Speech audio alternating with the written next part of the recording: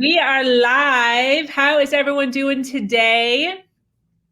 My name is Sabrina Victoria. This is the Her Version podcast dedicated to hearing stories of struggle to triumph, a platform that allows individuals to tell their truth in order to inspire and uplift others. I am your host, Sabrina Victoria. If you are new to this podcast, make sure you follow, like, subscribe, share. Today, we have an amazing guest speaker with us who I did not ask before this on how to pronounce her last name, but her first name is Rebekah. It's a tough one. It's Schweitzer, but you can call me Coach Rebekah.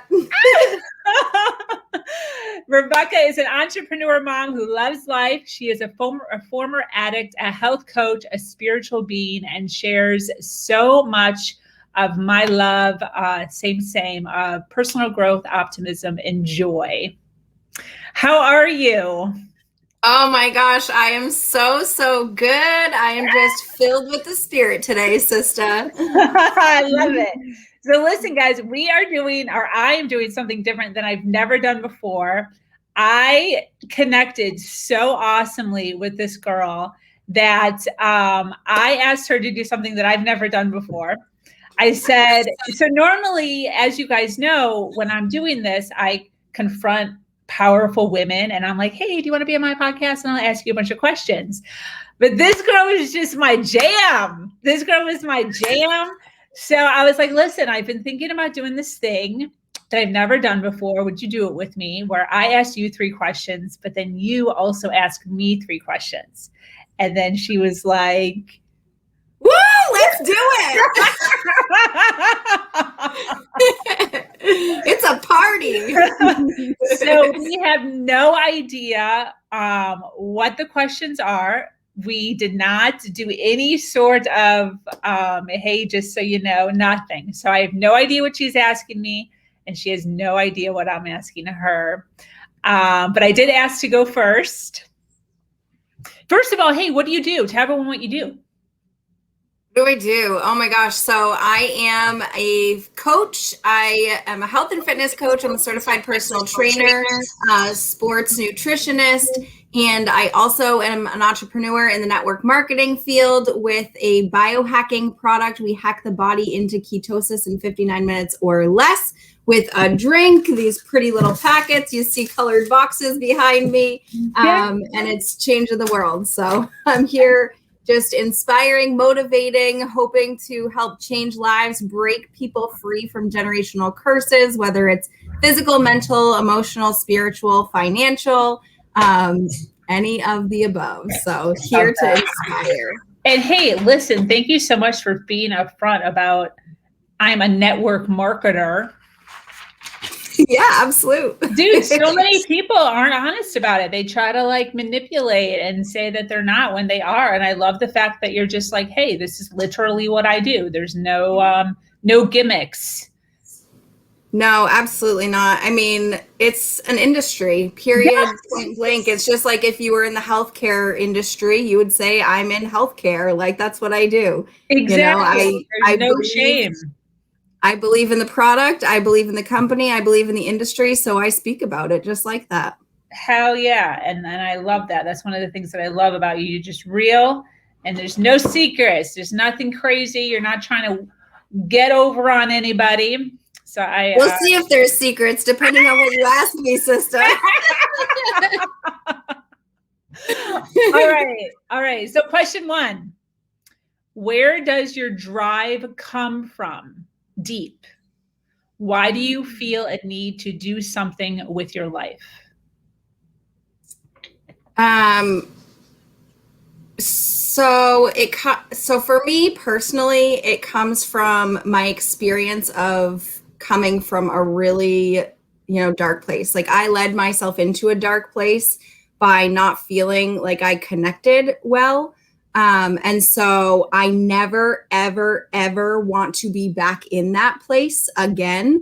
I will never end up back where I was. And when I say back where I was, I mean broke. I mean, chemically dependent upon drugs and alcohol.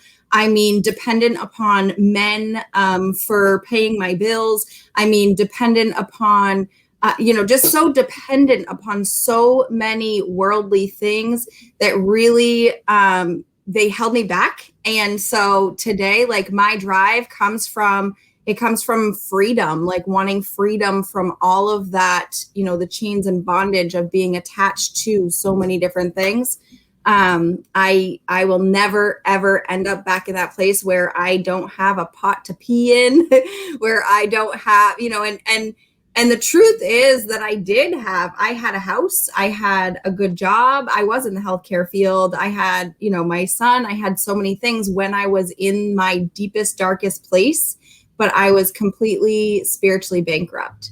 I tried to fill the void that could only be filled with spirit, right? And instead I was filling it with other things. But my drive comes from witnessing also, like, people who don't get that choice. Like, I've lost so many people along the way, who didn't get the chance to build a life of freedom, and have what I do today. So I do it for, number one, me, the people who are still sick and suffering, and the people who didn't get to do this.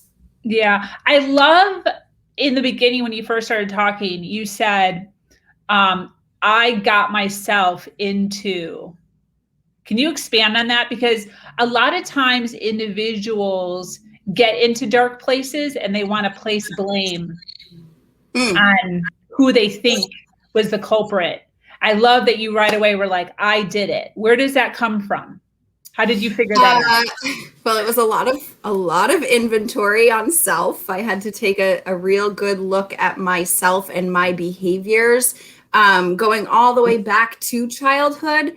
Like, for example, in kindergarten, I was the only girl in my class. And so I manipulated my way into a completely different school district so that I didn't have to be the only girl.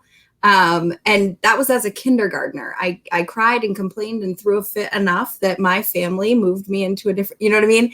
And so I used behaviors to get me what I wanted, when I wanted, how I wanted it, whether or not it was good for me or not. Yeah. Because I just wanted to feel good, or like I fit in, instead of facing things that were uncomfortable for me and asking for help. Like, I manipulated my way, and it ended up leading me into a place where I didn't know what was best for me. Like, I needed help. I needed guidance. And instead of asking for that, I just bulldozed my way right into a dark pit. Totally. Wow. What was the first inkling? Like, did you read a book? Did someone slap you across the face? Like, how did you figure out I did this? Oh, no. So I did work a 12-step program. Okay. I went through the 12 steps of Alcoholics Anonymous, and it taught me how to do a self-inventory. And so I started looking at behaviors that I had never looked at before, because it was everybody else's fault. At first, I did blame everyone else. Like, why would I never had to look at myself before? I never had to do that. And so until I was given the tools and a process to walk through, so that I could learn how to look at, my behaviors, that was what gave me the tools to do it. And today it's like, I also, I pause, and then I pray, and then I proceed. I call it the 3 Ps: pause, pray, and then proceed. I love that. And did you accomplish that on your own? I did. Yes. Yep. Oh, yeah. I love that. It's a process, right? And like, I need to pause and slow myself down because I'm very impulsive.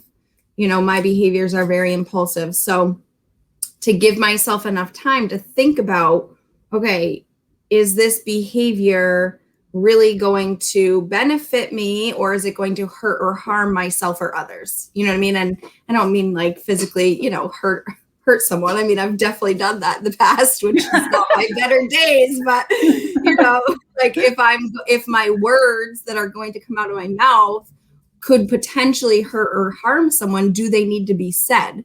You know what I mean? And if they do, then in a tactful way.